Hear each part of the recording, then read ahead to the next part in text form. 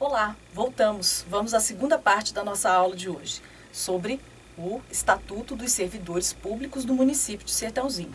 Lei Complementar número 50 de 1996. Continuando a nossa conversa sobre servidor público. Servidor público é, então, a pessoa legalmente investida em cargo público. Então, lembrem sempre, servidor público ocupa cargo público. Pode ser em comissão ou pode ser um cargo efetivo. O cargo público, o que é isso, um cargo público? O que será? A própria Lei Complementar 50, no seu artigo 3º, nos conceitua cargo público. Então, cargo público é o conjunto de atribuições e responsabilidades, ou seja, funções públicas, previstos, então, numa estrutura organizacional da administração pública e que devem ser cometidas a um servidor. Essas atribuições e responsabilidades, que são as funções do cargo, devem ser, então, cometidas a um servidor. Todos esses cargos são criados por lei, sempre por lei. Tanto cargos efetivos quanto cargos em comissão. É importante pensar, então, no cargo público como sendo um espaço dentro de um organograma da administração pública. Então, eu tenho lá um organograma na administração e tenho vários espaços. Cada espaço desse é um cargo que o servidor vai ocupar dentro da administração pública, dentro dessa estrutura organizacional da administração pública. Cada cargo tem suas atribuições. Obviamente, eu não vou pagar ninguém para ficar lá à toa, né? Ainda bem que tem as funções atinentes ao cargo. Ninguém vai nomear um servidor, vai pagar alguém uma remuneração mensal para ficar lá de braços cruzados. Obviamente. Então, essas funções públicas, essas atribuições e responsabilidades, são exatamente o que o sujeito desempenha, as atividades desempenhadas pelo servidor no exercício do cargo. Então, por exemplo, professor, cargo de professor, função de magistério, ministrar aulas, avaliar os alunos, etc. Então, lembrem-se sempre disso. A cada cargo eu tenho uma função. Para cada cargo eu tenho uma função ou várias funções. Mas eu posso ter função isolada, sem cargo. Eu tenho lá o organograma da administração, tenho cargos, cada um com as suas funções, mas eu posso também ter funções aqui soltas sem o cargo. Essas funções são, por exemplo, a função comissionada. A função comissionada é um exemplo de função sem cargo. A função gratificada, desculpa, ou função de confiança. É o exemplo de uma função que não está atrelada a um cargo. Outro exemplo de função também, que não tem um cargo específico, é a função exercida pelo contratado temporário. O contratado temporário ele não ocupa nem cargo público, nem emprego público. Ele simplesmente exerce uma função pública. Função pública é essa para a qual não existe um cargo específico. Então, eu posso dizer que é possível encontrar na estrutura organizacional da administração funções sem cargo, sem um cargo específico que as localize? Sim, é verdade. Existe função sem cargo. Tudo bem, é uma afirmativa plenamente correta. Mas eu não posso dizer que existe cargo sem função. Isso é falso. Claro, porque como eu já disse, a gente não vai pagar uma mão de obra ociosa, para ficar à toa. Ninguém contrata servidor público, ninguém nomeia, né, na verdade, servidor público para ficar ocioso, parado, de braços cruzados. O provimento, então, é o ato administrativo que vai preencher o cargo. Ele vai, então, preencher o cargo, é o preenchimento do cargo. Pela nossa lei, e por outras leis também, pela Lei 8.112, que é o servidor, é o Estatuto do servidor público da União, nós temos 7 espécies de provimentos, que estão todas elencadas no artigo 8º. Nós temos a nomeação, a promoção, a readaptação, a reversão, o aproveitamento, a reintegração e a recondução. De todas essas formas de provimento, a nomeação é a única forma de provimento originário. Todas as demais são provimentos derivados. E o que eu quero dizer com isso? O provimento originário, ele é um provimento que acontece sem prévia relação, sem prévio vínculo com a administração pública. A nomeação, por exemplo, o sujeito nunca fez parte do organograma da administração. Nunca teve vínculo nenhum com a administração. Não é agente público, não é servidor, não é nada em relação à administração pública. Ele será, então, nomeado para um cargo. Mas se eu já tenho um servidor trabalhando na administração, eu posso readaptá-lo, eu posso reintegrá-lo, eu posso promovê-lo, obviamente, posso aproveitá-lo, posso reverter, posso reconduzi-lo. Tem várias formas, então, de provimento derivado. Por quê? Nesses provimentos, nessas outras formas de provimento, no provimento derivado, o sujeito já tem ou já teve algum vínculo com a administração. Nós tínhamos também, e eu preciso comentar isso com vocês, 2 outras formas de provimento que foram declaradas inconstitucionais. Elas estão aí na sua lei, mas risquem e anotem que elas foram consideradas inconstitucionais. E eu já vou explicar por quê. Eu tenho como forma de provimento, em geral caem esses exercícios em provas, em concursos, a ascensão, a transferência, o concurso interno, a readaptação, a contratação direta. Na verdade, a lei de vocês deve falar sobre ascensão e transferência. Essas formas de provimento de cargo público foram consideradas inconstitucionais. Elas são inconstitucionais.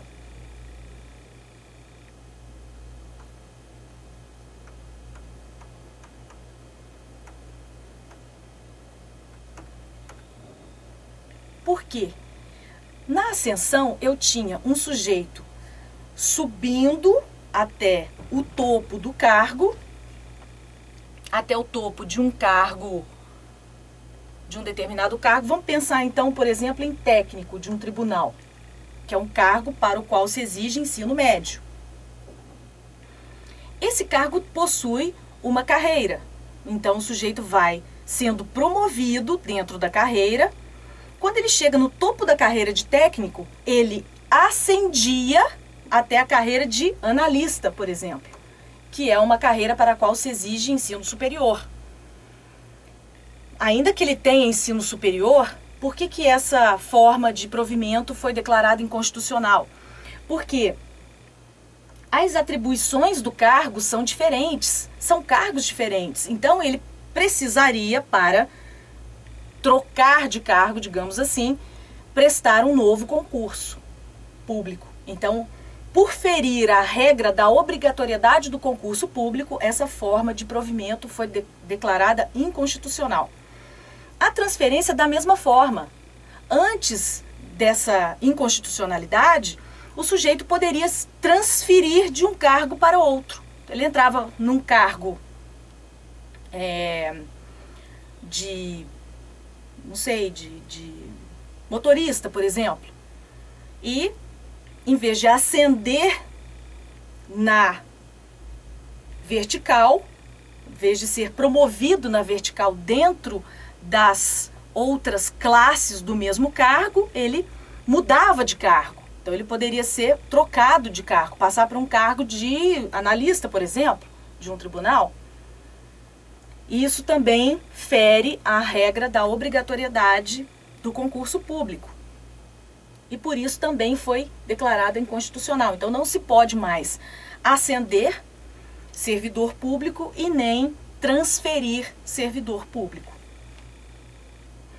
Nessas alternativas, e a gente vai estudar cada forma de provimento em detalhes mais para frente, a gente vai ter apenas a readaptação como alternativa correta.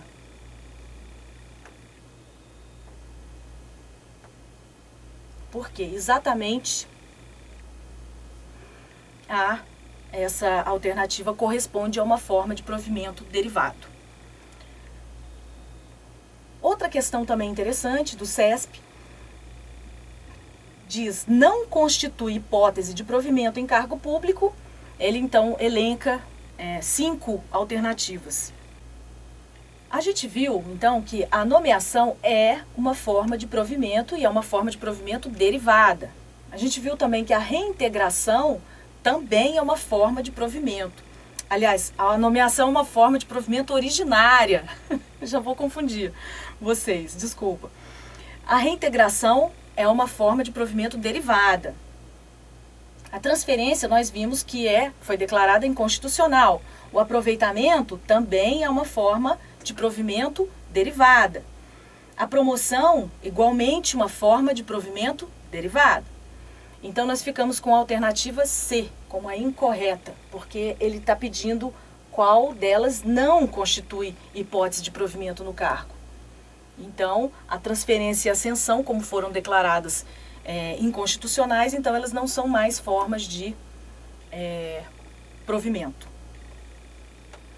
E a nomeação? O que seria a nomeação? A nomeação, então, é um ato administrativo que vai dar provimento a um cargo.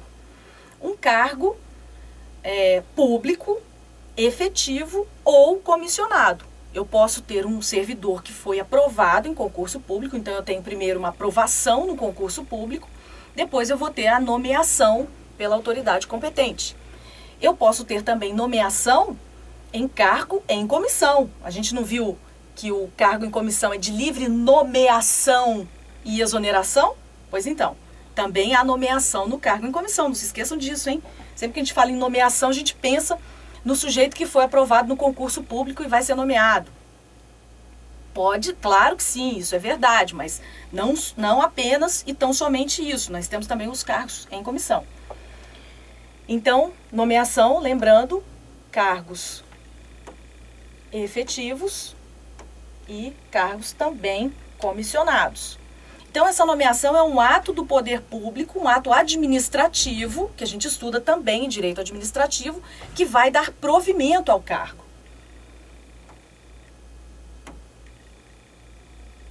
Os requisitos para a investidura. A investidura no cargo, na verdade, ela acontece com a posse. Após a nomeação, o sujeito tem 30 dias, aquele candidato que foi nomeado tem 30 dias, então, para assinar o termo de posse. Esse termo de posse, uma vez assinado por ele, contém todas as atribuições, todas as responsabilidades, para que ele esteja, então, ciente das suas responsabilidades como servidor público. A partir desse momento, da assinatura do termo de posse, esse servidor público, então, se torna agora, esse candidato que foi nomeado, ele agora, após assinar o termo de posse, ele então se torna um servidor público efetivo, na verdade, falando em cargo efetivo. Se for um servidor comissionado, não. Aí ele será um servidor mesmo comissionado. A investidura acontece, então, exatamente no momento da posse. Por isso que nós dizemos que, a partir da assinatura do termo de posse, aquele candidato torna-se, então, agora um servidor público. Para isso, nós temos alguns requisitos que estão no artigo 5º. Nós precisamos do requisito nacionalidade brasileira, ou seja, brasileiros natos ou naturalizados. Então, cuidado, porque os alunos às vezes falam, o brasileiro naturalizado é aquele... o estrangeiro é aquele brasileiro naturalizado. Brasileiro naturalizado é brasileiro, não é mais estrangeiro, ele deixou de ser estrangeiro. Ele precisa estar em pleno gozo dos seus direitos políticos. E o que quer dizer isso? Um sujeito que está no gozo dos seus direitos políticos, ele já passou pelo alistamento eleitoral.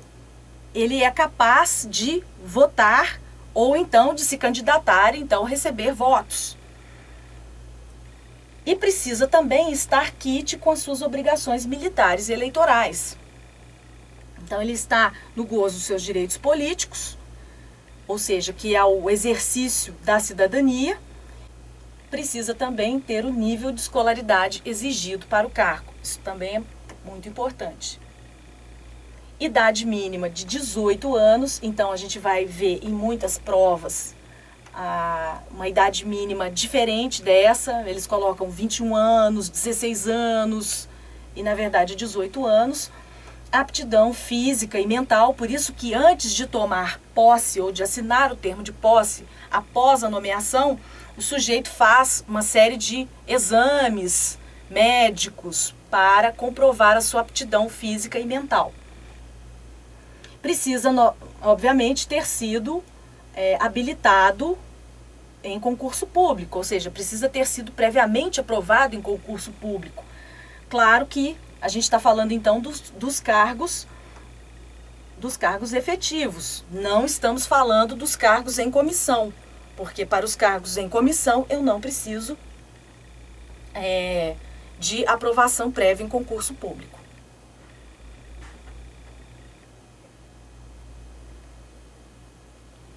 A investidura, então, ainda continuando a falar sobre a investidura, falando também sobre a relação entre investidura e nomeação. Então, repetindo que a investidura, ela acontece no momento da posse.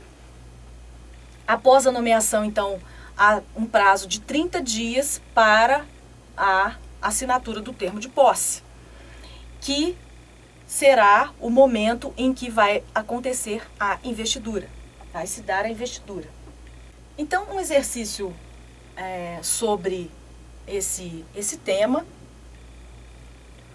um exercício do CESP também, muito interessante, diz que uma das condições é ser brasileiro nato, e essa alternativa ela é falsa, porque o que a lei e a Constituição fala é que é preciso ser brasileiro, então eu posso ser tanto nato quanto naturalizado para ser investido no cargo, então uma alternativa falsa. Eu preciso estar em pleno gozo dos direitos políticos, essa alternativa é verdadeira.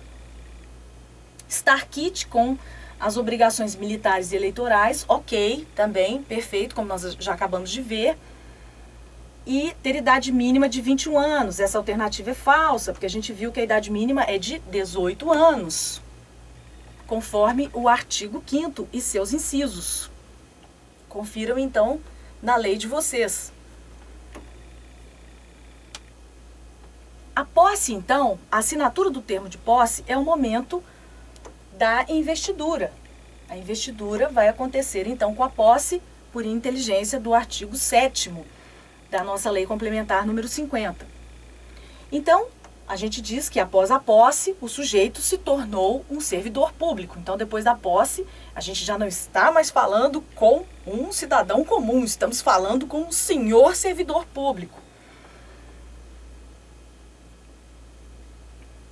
A partir da posse, a regra geral de 15 dias, na verdade, nós temos pelo Estatuto dos Servidores Públicos da União. Mas, pelo Estatuto do município, a gente teria, então, mais 30 dias para entrar em efetivo exercício do cargo.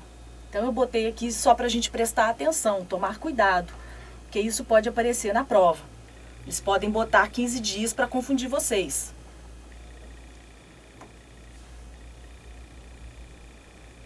A investidura no cargo público acontece com o provimento. Na verdade, essa alternativa é falsa. Por quê? O provimento é o ato administrativo que vai realmente preencher o cargo. Dentre eles, nós temos a nomeação, que é o mais comum. Normalmente, nós temos a nomeação como provimento e depois nós temos a assinatura do termo de posse. A investidura não acontece no momento da nomeação, ou seja, ela não acontece com o provimento. Ela acontece, sim, a partir do momento da assinatura do termo de posse. Artigo 7º. A posse, então, se dá pela assinatura do termo. Então, nós vamos assinar o termo de posse. E esse termo é para que o agora servidor, não mais um cidadão qualquer, tome ciência das atribuições, dos deveres, das responsabilidades, dos direitos também, obviamente, atinentes, inerentes ao cargo que ele ocupará doravante, as funções que ele vai exercer, quais as responsabilidades, o que pode e o que não pode, para ele saber as regras do jogo antes de começar a jogar. Esses atos, essas responsabilidades, esses direitos, todas essas regras do jogo, elas não podem, então, ser alteradas unilateralmente. Então, cuidado, porque pode aparecer isso em prova, tá? Essa é uma alternativa, sim. Então, após a nomeação, o nomeado, então, terá agora 30 dias para assinar o termo de posse, conforme o artigo 13, parágrafo 1º da nossa lei, do nosso estatuto. Muito bem, vocês devem estar se perguntando, mas o sujeito foi nomeado. Passaram-se os 30 dias, ele não assinou o termo de posse, ou seja, não tomou posse. O que vai acontecer? Nada. Na verdade, o que vai acontecer é tornar sem efeito aquele ato administrativo de provimento, ou seja, aquela nomeação torna-se sem efeito, caso ele não tome posse no prazo estabelecido por lei, que é o prazo de 30 dias. A posse também é um ato praticado pelo particular, pela pessoa física, que agora será um servidor após a assinatura do termo de posse. Essa assinatura do termo de posse, ela não é um ato personalíssimo. Ela pode ser feita mediante uma procuração específica para isso. Então, se eu não posso tomar posse no cargo, eu não poderei estar naquele local no prazo de 30 dias, ou porque eu estou fora do Brasil, ou por qualquer outra razão. Eu posso, então, mediante uma procuração específica, fazer com que outra pessoa tome posse em meu lugar. Na verdade, quem estará tomando posse sou eu, não é a pessoa. Mas estará tomando posse ela em meu lugar. Então, eu tomei posse naquele momento que ela foi lá e assinou o termo de posse em meu lugar, mediante uma procuração específica para exatamente assinar o termo de posse.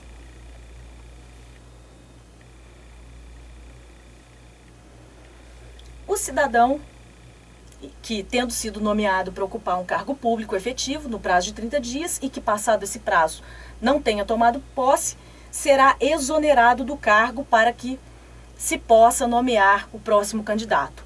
Muito cuidado com essa afirmativa, porque ela pode nos confundir. E por que eu estou dizendo isso? Porque, na verdade, se eu não tomo posse, o que vai acontecer comigo? Nada, né? Como eu já falei, não vai acontecer nada comigo. Simplesmente o ato administrativo nomeação, o ato de provimento, torna-se sem efeito. Então, quer dizer, não vai acontecer nada comigo. Por que eu não posso ser exonerado? Exonerado, disse, daquele servidor público que deixou o cargo público. Ou seja, rompeu-se o vínculo entre o servidor e a administração. esse servidor agora, após a sua exoneração, não será mais um servidor público, será agora um cidadão somente comum, não será mais um servidor público. Então essa alternativa ela é falsa exatamente por isso. Se o nomeado não toma posse no prazo de 30 dias, o que acontece é a perda do efeito do ato administrativo nomeação. Isso a gente encontra uma orientação exatamente no artigo 13, parágrafos 1º e 6º da nossa lei complementar número 50.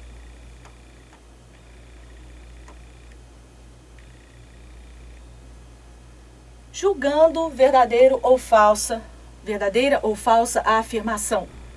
A posse de Pedro, que poderá efetuar-se mediante procuração específica, deverá ocorrer no prazo de 30 dias, contados da data do respectivo ato de provimento por nomeação. Pronto? Já sabem a resposta? Pois muito bem. Essa alternativa está correta, porque a posse não é um ato personalíssimo, como eu comentei com vocês. Ela pode perfeitamente ser feita, a assinatura do termo de posse pode perfeitamente ser feita mediante procuração específica, conforme o artigo 13, parágrafo 3º da nossa lei.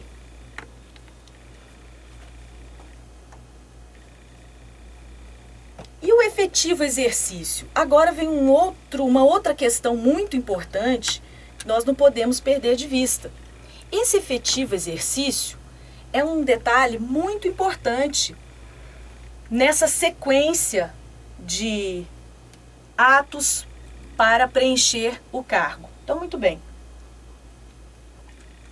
O cargo foi primeiro provido. Então, houve lá, vamos pensar no cargo efetivo. Houve concurso público, houve aprovação do cidadão no concurso público, houve então a sua nomeação. Então, logo após a sua nomeação, vai haver a sua investidura, que vai acontecer pela assinatura do termo de posse. Depois da investidura, o sujeito já é servidor público, ele precisa então entrar em efetivo exercício do cargo, exercer as funções, ir lá trabalhar, vai começar a trabalhar. É isso. O efetivo exercício é isso. O cara começa a trabalhar. Esse efetivo exercício, ele também tem um prazo para começar.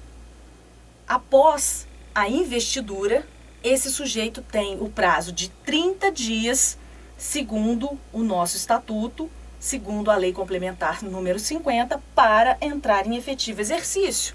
Ou para entrar em exercício do cargo, também é uma expressão usada.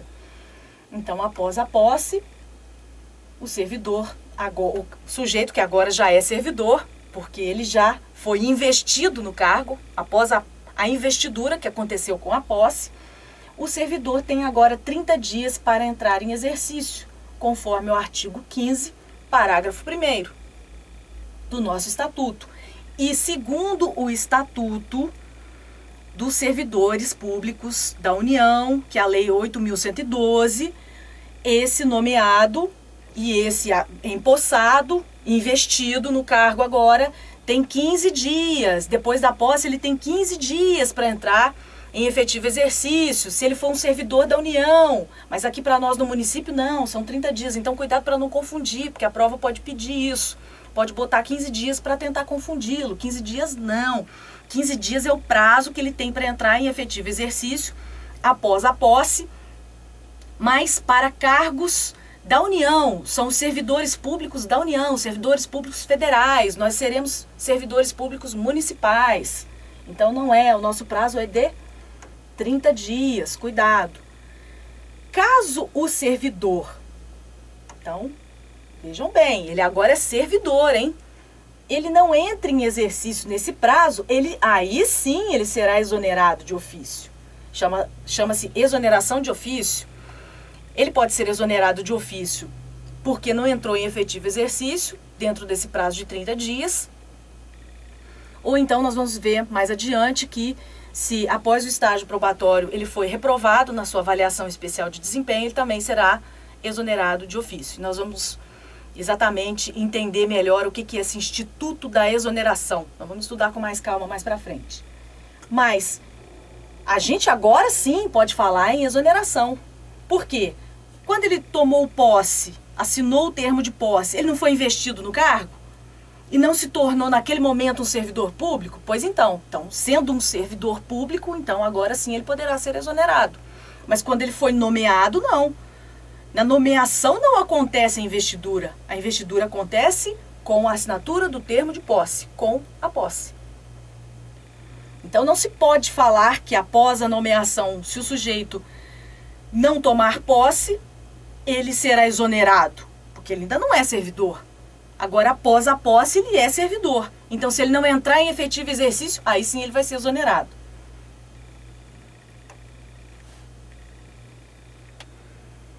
A posse em cargo público, que poderá ser realizada mediante procuração específica, terá de ocorrer no prazo de 30 dias contados da publicação do ato de provimento, enquanto o prazo para o servidor entrar em exercício será de 30 dias também contados da referida posse.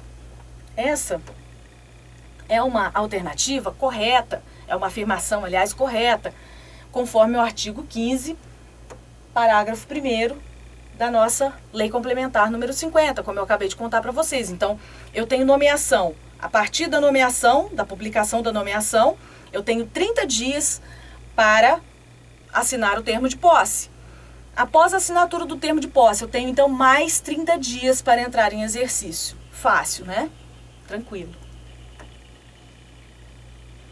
E o estágio probatório? Meu Deus, o que será isso? Estágio probatório? Então vamos pensar numa sequência lógica, no encadeamento dos fatos. Ele então é aprovado no concurso público, então está aqui a aprovação. Depois, após a aprovação, vamos pensar no cargo efetivo, tá? Eu tenho o ato de provimento, a nomeação. Depois da nomeação, eu tenho a assinatura do termo de posse, que é a investidura, que é no momento em que ocorre a investidura. Depois eu tenho o efetivo exercício, ou a entrada em exercício no cargo. Muito bem. A partir do momento em que o servidor começa a exercer o cargo, ou seja, entra em exercício do cargo, ou em efetivo exercício do cargo, ele então começa o seu estágio probatório. O que significa isso? O que é um estágio probatório? Esse estágio probatório será um período em que ele será avaliado para a administração verificar se ele possui ou não as competências e habilidades necessárias para o desempenho das funções atinentes ao cargo. E esse período é de 36 meses, então cuidado também com isso, porque o examinador pode tentar criar aí uma armadilha para vocês. Por quê? Na lei de vocês, que é de 1996, está escrito que esse prazo é de 24 meses. Por que eu botei 36 então? Se são 2 anos, por que eu botei 3 anos? Eu quero, então, judiar mais, eu quero dar mais trabalho para o servidor público se estabilizar. É isso? Claro que não, claro que não. Essa modificação no prazo de estágio probatório, ela se deu com uma emenda constitucional, que foi a emenda 19 de 98. A emenda 19 de 98 mudou o período de estágio probatório de 2 para 3 anos de exercício. Então, nós não temos mais. Então, como essa lei é de 1996, ela foi anterior à emenda 19 de 1998, portanto, 2 anos depois, ela então está desatualizada. Assim como aquelas outras questões que eu comentei com vocês da ascensão e da transferência. Então, nós precisamos estar atentos, porque o nosso examinador pode querer nos pegar desprevenidos. Então, estejam atentos, porque o estágio probatório é de 3 anos de efetivo exercício, 36 meses, por exemplo. Portanto,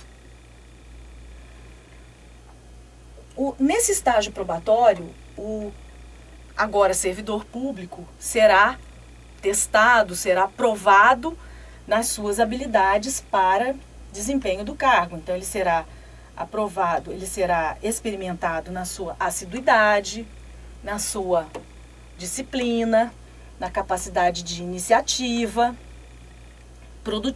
produtividade e responsabilidades. Ou seja, a administração quer saber se o cara é bom para aquele serviço especificamente, para o desempenho das funções atinentes àquele cargo. Vamos ver se o cara é bom de serviço mesmo. Vamos fazer um test drive nesse servidor para ver se ele é bom. Esse estágio probatório que a gente precisa sempre ter em mente, e eu preciso que vocês prestem muita atenção agora nisso, ele se relaciona ao cargo e não ao serviço público. Então, muito cuidado com isso. Eu preciso saber se esse servidor público ele é bom no desempenho daquelas funções específicas atinentes àquele cargo. Tem a finalidade, portanto, de avaliar, provar, por isso estágio probatório. Eu estou provando o servidor para ver se ele é bom ou não no desempenho dessas funções.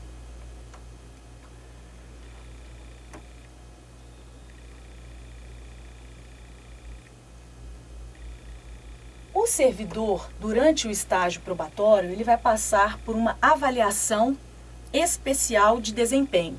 Poderá ser aprovado ou reprovado nessa avaliação. Caso ele seja aprovado, ele então adquire estabilidade. A gente vai estudar daqui a pouco, próximo tema. Caso ele seja reprovado, ele será também exonerado de ofício. Lembram lá que eu comentei que há duas hipóteses de exoneração de ofício? Uma é se o sujeito, após a sua assinatura do termo de posse, ele não entra em exercício no prazo estipulado em lei. A outra hipótese é caso ele seja reprovado no estágio probatório. Aí sim ele será exonerado de ofício.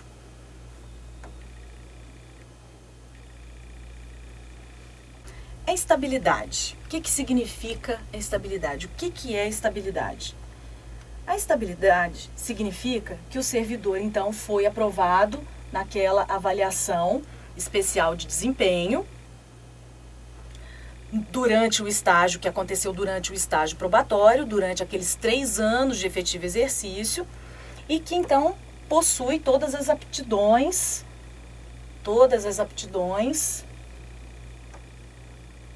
e habilidades necessárias para o desempenho dessas funções, as funções do cargo para o qual ele foi investido.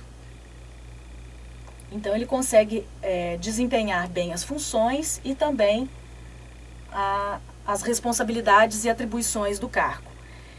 A estabilidade, diferentemente do estágio probatório, ela relaciona-se ao serviço público. Então, o estágio probatório é uma avaliação feita para o servidor público, ou seja, o servidor público será avaliado no seu desempenho para as funções daquele cargo. Mas a estabilidade é em relação ao serviço público. Então, o sujeito faz estágio probatório para o cargo, sendo aprovado, ele se torna estável no serviço público. Ele não se torna estável no cargo, e sim no serviço público. Isso é muito importante a gente entender. Tanto é assim que, se o cargo ocupado por um servidor público estável for extinto, porque assim como eu crio cargos por meio de lei, pelo princípio da simetria das formas, eu extingo também um cargo por lei. Eu posso muito bem criar uma lei extinguindo um cargo. Se esse cargo estiver preenchido, estiver sendo ocupado por um servidor estável, esse servidor se mantém no serviço público. Então, a estabilidade do servidor não é em relação ao cargo, é em relação ao serviço público. Tanto é que o cargo pode ser extinto e o servidor permanecer no serviço público. Nós vamos estudar, inclusive, essas formas de essa forma de provimento desse servidor, que vai ser o aproveitamento. Nós vamos estudar mais para frente. Então, o servidor mantém o seu vínculo com a administração pública e o cargo deixa de existir, ainda que o cargo deixe de existir. A gente vai estudar mais adiante esse instituto do aproveitamento do servidor público. O servidor público, agora falando mais um pouquinho de estabilidade, o servidor público estável, será que ele pode perder o cargo se ele é estável? Ou ele não perde nunca mais esse cargo? É claro que ele pode perder o cargo, óbvio. Mas ele pode perder o cargo caso ele cometa uma infração funcional. E caso ele seja condenado por um processo administrativo disciplinar. E nesse processo administrativo disciplinar é obrigatório que ele tenha a garantia do contraditório e da ampla defesa, ou seja, ele precisa ter acesso ao processo administrativo, ter ciência daquilo que está sendo acusado, digamos assim, no processo, porque esse processo administrativo vai lhe imputar uma falta funcional e ele precisa saber de que falta ele está sendo acusado para poder se defender com os meios todos admitidos em direito, obviamente. Então, precisa ter ampla defesa também. Além do processo administrativo disciplinar, ele também poderá perder o cargo por decisão judicial transitada em julgado. O que é uma decisão judicial transitada em julgado? É aquela decisão sobre a qual não cabe mais recurso, não tem mais jeito, é imutável. Essas hipóteses de perda do cargo, isso não só o estável. Claro que um servidor em estágio probatório também pode cometer falta funcional e também ser demitido, óbvio. Mas o que a gente precisa entender é que a demissão é uma forma de punição por uma infração funcional. Se ele cometer uma infração funcional, ele será julgado por um processo administrativo com contraditório e ampla defesa ou por um processo judicial também com contraditório e ampla defesa, sendo considerado culpado e a pena cabível àquele tipo de falta funcional for a demissão, ele será demitido. Demissão, portanto, é punição. Será excluído dos quadros da administração. O que a gente precisa sempre tomar em consideração e tomar muito cuidado é a diferença entre demissão e exoneração. Na demissão, eu tenho uma falta cometida pelo servidor. Portanto, a demissão é uma punição, é uma pena por uma infração funcional. Na exoneração, não, eu tenho um ato de mera regularização administrativa.